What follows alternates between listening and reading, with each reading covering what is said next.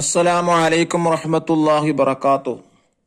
സുന്നി വിദ്യാഭ്യാസ board English medium സ്കൂളുകളിൽ രണ്ടാം തരത്തിലേക്ക് തയ്യാറാക്കപ്പെട്ട ഉലൂമുദ്ദീനും അതിന്റെ വർക്ക് ബുക്കാണ് വായിക്കുന്നത്.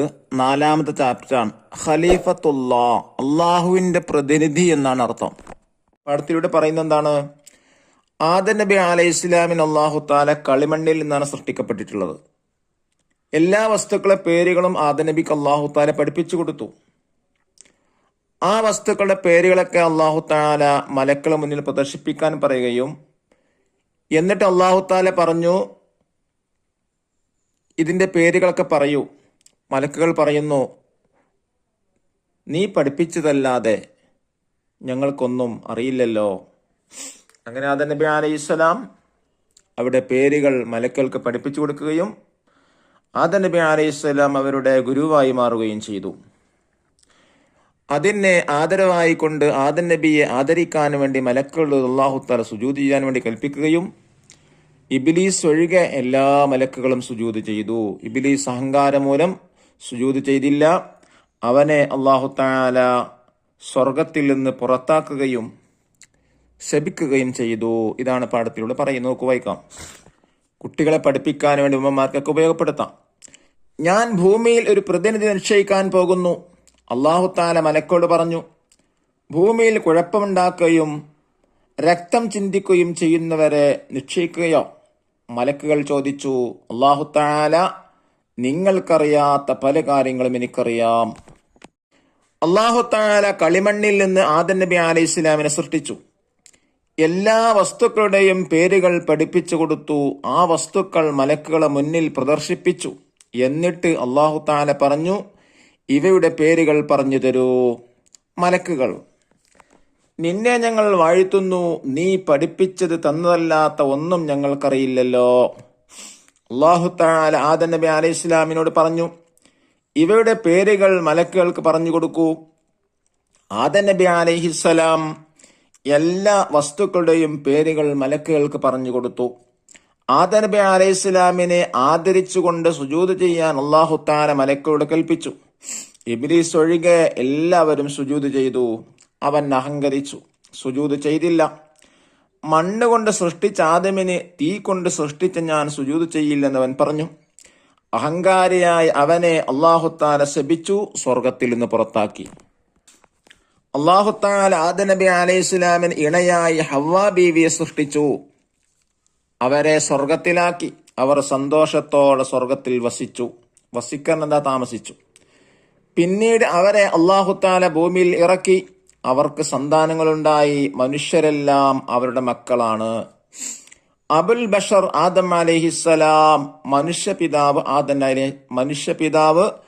ആദം അലൈഹിസ്സലാം. ഇനി നമുക്ക് കുറച്ച് ഇംഗ്ലീഷിലെ വേർഡുകൾ പരിചയപ്പെടാം. കളിമണ്ണ്, ക്ലേ. കൽപ്പിച്ചു, ഓർഡേഡ്. പ്രദർശിപ്പിച്ചു, എക്സിബിറ്റഡ്. അഹങ്കരിച്ചു, felt arrogant. വാഴ്ത്തൽ, പ്രൈസ്. സൃഷ്ടിച്ചു, ക്രിയേറ്റഡ്. ആദരിച്ചു, റെസ്പെക്റ്റഡ്. ഇണ, പാർട്ട്ണർ. ഇനി നഖർ വനഫം വായിച്ച് മനസ്സിലാക്കാനാണ്. ആദം അലൈഹിസ്സലാം ആദ്യത്തെ മനുഷ്യൻ.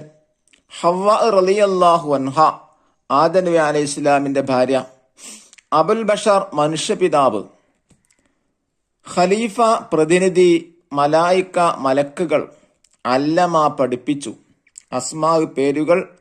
കിബർ അഹങ്കാരം. തീന് കളിമണ്ണ്, നാറ് തീ. ജന്ന സ്വർഗം.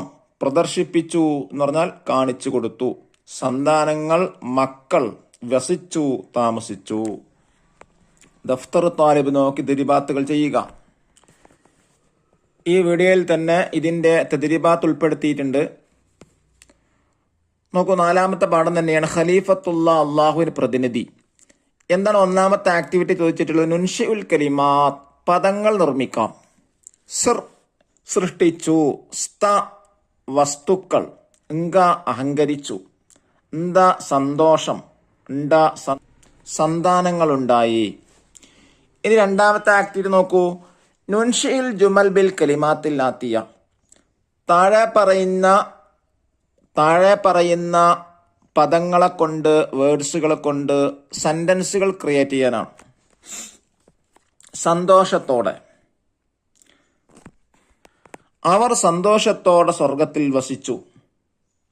വസിച്ചു, സ്വർഗത്തിൽ വസിച്ചു. വാഴ്ത്തുന്നു, നിന്നെ ഞാൻ വാഴ്ത്തുന്നു.